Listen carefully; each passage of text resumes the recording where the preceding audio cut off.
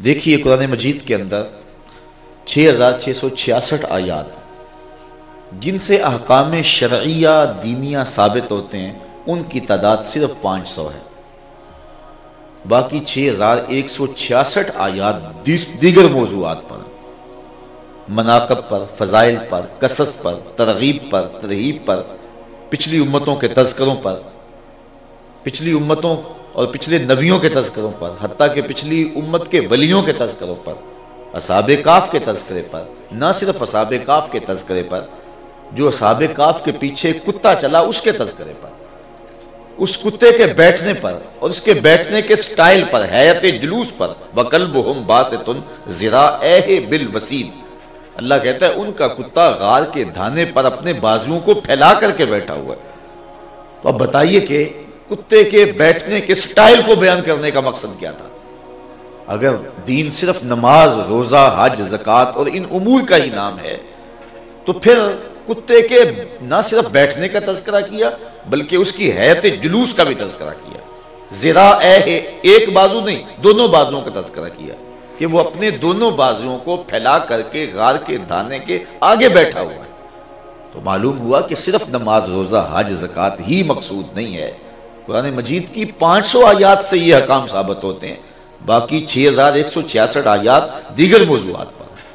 امام بدر الدین عینی نے عمدۃ القاری شرح صحیح بخاری میں لکھا کہ حضرت امام ابو بکر بن داسہ کہتے ہیں کہ میں نے حضرت امام ابو داؤد سے سنا، وہ کہتے ہیں میں نے اللہ کے رسول صلی اللہ علیہ وسلم کی 5 لاکھ حدیثیں جمع کی اور پھر میں ان کا خلاصہ تیار کیا تو میرے پاس رہ گئی صرف 4000 حدیثیں۔ میں ان میں سے زہد، مناقب اور فضائل کی حدیث کو الگ کیا تو میرے پاس وہ حدیث جن سے صرف احکام شریعہ ثابت ہوتے ہیں ان کی تعداد رہ گئی 800۔ اور اس پر علماء کا اتفاق ہے کہ جس طرح قرآن مجید کی اتنی آیات میں سے احکام دینیہ صرف 500 آیات سے ثابت ہوتے ہیں، اور ملا جیون نے تفسیرات احمدیہ اسی عنوان سے لکھی ہے، اس میں وہ آیات ان کی تشریح لکھی ہے جن سے احکام ثابت ہوتے ہیں، اور قرآن مجید حدیث طیبہ میں جو کہ ہزاروں کی تعداد میں ان میں سے جن سے احکام دینیہ شرعیہ نماز، روزہ، حج کے مسائل ثابت ہوتے ہیں ان کی تعداد صرف 800۔ باقی جو اتنی زیادہ حدیث ہیں وہ کس موضوع پہ ہیں؟ تو دیگر فضائل، مناقب، حتیٰ کہ علماء نے لکھا کہ حضور کے حلیے اور حسن پر جو حدیث کتب حدیث میں ان کی تعداد 400 ہے، اور دیگر موضوعات پر اللہ تعالیٰ نے اپنے محبوب کی زبان سے حضور کا ایک لمحہ بھی بے مقصد نہیں تھا، تو حضور نے اتنے زیادہ کلمات ارشاد فرمائے، اس میں قصص بھی ہیں، پچھلے نبیوں کے تذکرے بھی ہیں، پچھلی امتوں کے تذکرے بھی ہیں، اور ایک ایک چیز بیان فرمائی۔ تو یہ بات ذہن میں رکھیں کہ یہ ایک خود ساختہ فکر ہے کہ دین صرف نماز اور روزے کا نام ہے، اور اس کے علاوہ اگر کوئی بات کی جائے تو اس پہ دین کو نہ سمجھنے کی وجہ سے بعض لوگوں کے چہرے پہ اداسی پیدا ہو جاتی ہے۔ ایسا نہیں ہے، یہ بھی مقصود ہے۔ یہاں سورۃ الدحا پر دیکھو، بات تو ایک اعتراض کا دفعیہ تھا، سیدھی سیدھی بات کہہ دی جاتی کہ نہیں ایسا نہیں ہے، لیکن اللہ نے پہلے محبوب کے چہرے کی قسم فرمائی، پھر محبوب کی زلفوں کی قسم فرمائی، پھر اس عمل کی تردید کی جو کہ کفار کی طرف سے اعتراض تھا۔ تو یہ اظہار محبت کے لیے تھا، محبوب کا دل اداس ہوا تھا تو اللہ نے کہا محبوب تیرے چہرے کی قسم، تیری زلفوں کی قسم، ما ودعاک ربک وما قلی، اللہ تیرے رب نے آپ کو نہیں چھوڑا ہے اور نہ ہی ناپسند کیا ہے۔ اور یہ بات ذہن میں رکھیں کہ جس طرح صحابہ کی مجالس منعقد ہوا کرتی تھیں، نماز، روزہ، حج اور دیگر امور پر ڈسکس کرتے تھے، محض حضور کے ذکر پر بھی ان کی مجالس کا انعقاد ہوتا تھا۔ مسلم کی روایت ہے، ترمذی میں ہے، سنن نسائی میں، تینوں کتابوں اور تینوں صحاح میں سے۔ آقا کریم تشریف لائے تو صحابہ بیٹھے ہوئے تھے، آقا کریم نے فرمایا ما اجلسکم، یہاں کیوں بیٹھے ہوئے ہو، کیا سبب ہے تمہارا یہاں بیٹھنے کا؟ تو جس طرح کہ آج لوگ کہتے ہیں جی نماز روزے کی بات کرنی چاہیے، اتنا وقت، اتنا سرمایہ، کیوں، کیا مقصد ہے اس کا؟ تو حضور نے فرمایا کہ تم کیوں بیٹھے ہوئے ہو؟ کیونکہ حضور سوال کر کے اس بات کو اجالنا چاہتے تھے اور آنے والی امت کے لیے ایک ضابطہ چھوڑنا چاہتے تھے۔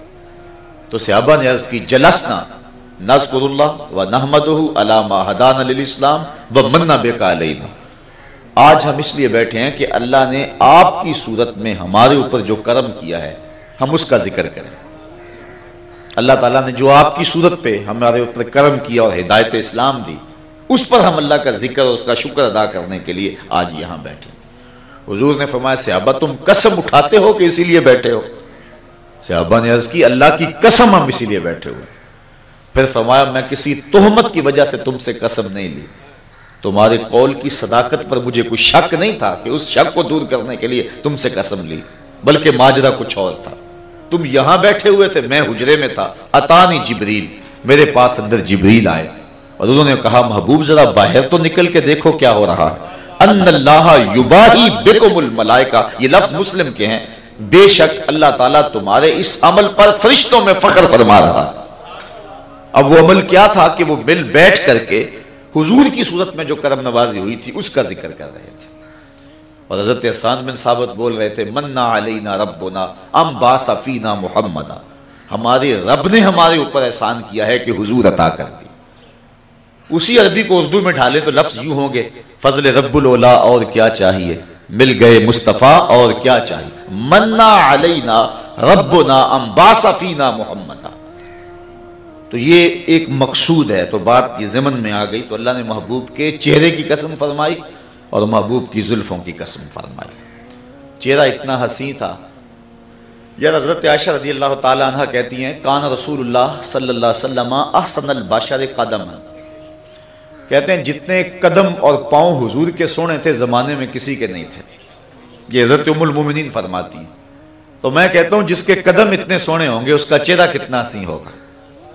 وہ کیا کسی نے کہا تھا کہ قدموں پہ جبیں کو رہنے دو، چہرے کا تصور مشکل ہے، جب چاند سے بڑھ کر ایڑی ہے رخسار کا عالم کیا ہوگا۔ جب پاؤں اتنے حسین ہیں تو رخ کتنا حسین ہوگا۔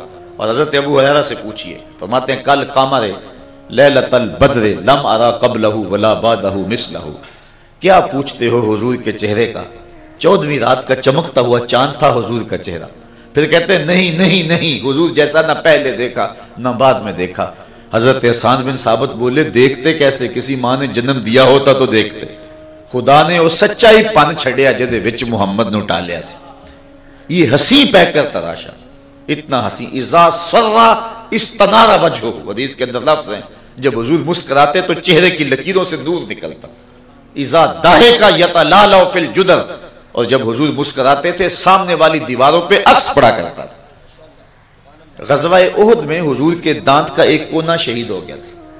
منافق بڑے خوش ہوئے کہ اب تو شاید حضور اچھے نہ لگے، انہیں یہ خبر پہنچی تھی کہ پورا دانت شہید ہو گیا، لیکن ایسا نہیں ہوا تھا، ایک کونا شہید ہوا تھا۔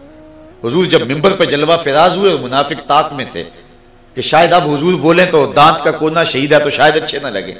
حضرت عبداللہ ابن عباس رضی اللہ تعالیٰ عنہ روایت کرتے ہیں، کہتے ہیں کان رسول اللہ صلی اللہ علیہ وسلم افلج الصدیتین اذا تکلم رویا کالنور یخرج من بین ثنایاہ، کہا جب حضور منبر پہ آئے اور حضور نے خطبہ شروع کیا اور حضور کے مبارک دانتوں سے اتنا نور نکلا کہ دانت نظر نہ آئے، جدھر دیکھا جاتا تھا نور ہی نور نظر آ رہا تھا، نور چھن چھن کے حضور کے مبارک دانتوں سے نکلتا تھا۔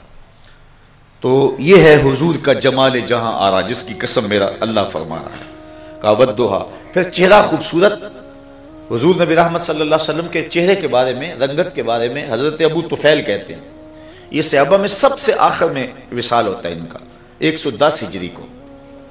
حضور کے وصال کے پورا 100 سال تک زندہ رہتا۔ حج کا موسم تھا، ایک اونچے ٹیلے پہ کھڑے ہو گئے، لوگوں کہا لوگوں ذرا میرے پاس آؤ نا، تمہیں میں حضور کی باتیں سناؤں۔ ناز ہے ان کو اس بات پر کہ میں حضور کو دیکھا ہوا ہے۔ وہ استاد ابراہیم ذوق نے اپنے شاگردوں سے کہا تھا آنے والی صدیاں تم پہ ناز کریں گی اے لوگو، تم نے ذوق کو دیکھا، تم نے ذوق سے باتیں کی ہیں۔ تو ہمارے ایک استاد تھے، وہ اقبال سے ملے ہیں تو وہ بار بار تذکرہ کیا کرتے تھے کہ میں ان سے ملا، ان سے ملاقات کی ہے۔ تو یار جس نے اقبال کو دیکھا وہ تو ناز کرے، جس نے استاد ذوق کو دیکھا وہ تو ناز کرے، جو ڈاکٹر عبد القدیر سے راہ و رسم رکھتا ہے وہ تو ناز کرے۔ وہ پچھلے دن ڈاکٹر بشیر الدین صاحب کے پاس جانا ہوا تو وہ ناز کر رہے تھے کہ یہ شاگرد ہے میرا۔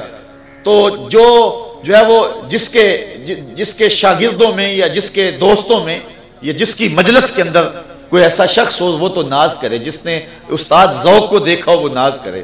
اور جس کی آنکھوں نے آمنہ کے لال کو دیکھا ہو وہ ناز کیوں نہیں کرے گا؟ حضرت ابو طفیل کہتے ہیں کہ لوگوں، میں اس وقت روئے زمین پہ اکیلے رہ گیا ہوں جس نے حضور کو دیکھا، اور میرے علاوہ کائنات کے اندر کوئی نہیں ہے جس نے حضور کو دیکھا، آؤ مجھ سے حضور کا حلیہ پوچھو۔ لوگ اکٹھے ہو گئے، ہجوم پر کر کے آگے، اور کیا کہا؟ صف لنا رسول اللہ صلی اللہ علیہ وسلم، ہمیں حضور کا حلیہ بیان کیجیے۔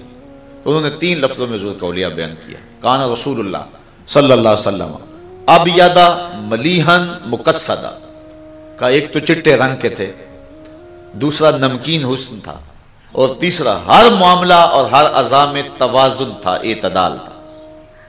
قد ہے لیس بالطویل ولا بالقصیر، نہ لمبا نہ چھوٹا، سواء الصدر والبطن، پیٹ اور سینہ برابر۔ کان فی ساق رسول اللہ خموشہ، پنڈلیاں نہ پتلی نہ زیادہ موٹی اور لمبی، پلکیں لمبی، ایک ایک عضو کے اندر کہا کہ اعتدال۔ تو حضور علیہ السلام کا سفید چہرہ اور سیاہ گھنی زلفیں، اور سیاہ گھنی زلفیں اور سفید چہرہ، اور جب زلفیں نکھرتی تھیں اور چہرہ نظر آتا تھا پھر تو رنگ کوئی اور ہی ہوتا تھا۔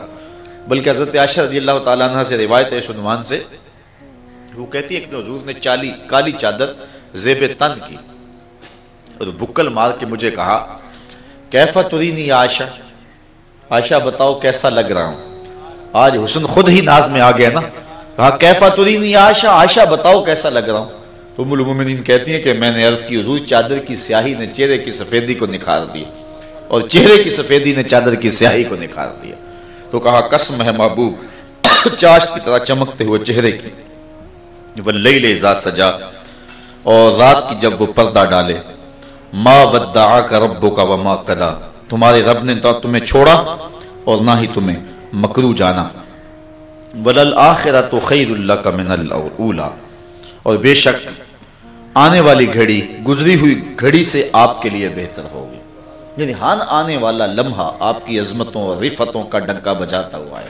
آج دیکھیے ہر شے زوال پذیر ہے، ان الانسان لفی خسر، اس کا مظاہرہ ہو رہا ہے۔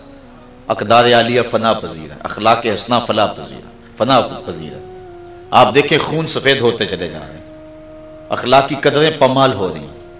گھر کی آگ بجھی تو کچھ سامان بچا تھا جلنے سے، سو وہ بھی ان کے ہاتھ لگا جو آگ بجھانے آئے تھے۔